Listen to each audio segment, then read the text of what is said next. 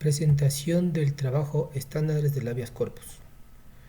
La Constitución de la República del Ecuador establece que la acción de habeas corpus tiene por objeto recuperar la libertad de quien se encuentra privado de ella, de forma ilegal, arbitraria o ilegítima, así como proteger la vida y la integridad física de las personas privadas de libertad. Es importante destacar que la Corte Interamericana de Derechos Humanos ha considerado que bajo ninguna situación de emergencia, el habeas corpus no puede suspenderse ni dejarse sin efecto, toda vez que este recurso tiene la finalidad inmediata de poner a disposición de los jueces la persona detenida a fin de asegurarse si está viva o el estado físico en que se encuentra. La Ley Orgánica de Garantías Jurisdiccionales y Control Constitucional define que además de proteger la libertad, la vida y la integridad física, protege otros derechos conexos, entre otros los siguientes: a no ser exiliada forzosamente, desterrada o expatriada del territorio nacional; en caso de ser una persona extranjera antes de haber solicitado refugio o asilo político, a no ser expulsada o devuelta al país donde teme persecución o donde peligre su vida, su libertad, su integridad y su seguridad. Respecto a las personas extranjeras, la Constitución de la República del Ecuador reconoce los derechos de asilo y refugio de acuerdo con la ley y los instrumentos internacionales de derechos humanos. Por tanto,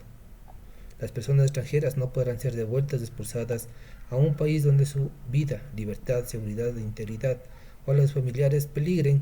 por causa de su etnia, religión, nacionalidad, ideología, pertenencia a determinado grupo social o por sus opiniones políticas. Al respecto, la Corte Constitucional del Ecuador ha determinado que la no devolución de una persona extranjera es una piedra angular del derecho de asilo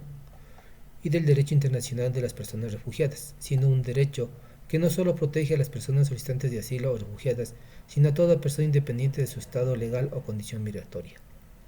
El estándar establecido por la Corte Constitucional determina que esta protección abarca incluso antes de que la persona haya solicitado o formalmente su refugio o asilo político, es decir,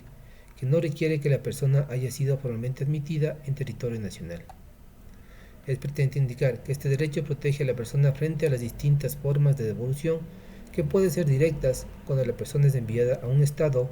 en el que sus derechos se encuentren en riesgo, e indirectas cuando 1.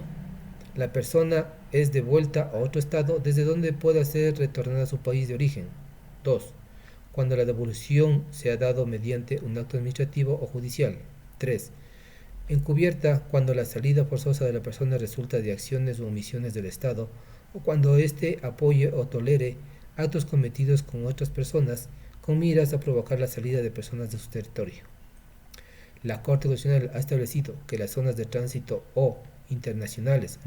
en los aeropuertos no son zonas de exclusión de derechos, debiendo el Estado garantizar los derechos humanos de todas las personas que se encuentran en ellas, independientemente de que hayan sido admitidas formalmente al territorio. Por tanto, la retención de una persona migrante por más de 24 horas en las zonas de tránsito constituye una detención arbitraria. Por otro lado, la Corte Constitucional del Ecuador ha señalado que la protección brindada por el principio y derecho de no devolución aplica incluso cuando existe duda respecto a la condición de solicitante de refugio, con base en el principio in dubio pro homine, debiendo las autoridades judiciales de aplicar la interpretación más favorable para la vigencia de los derechos. En ese sentido, la solicitud de refugio debe ser resuelta por una autoridad competente, debiendo ser escuchada la opinión de la persona refugiada. De lo expuesto se puede concluir que el estándar constitucional dicta que el habeas corpus debe operar de manera preventiva y urgente para salvaguardar el principio de no devolución, priorizando la vida y seguridad del individuo sobre los procedimientos administrativos de inadmisión. Gracias.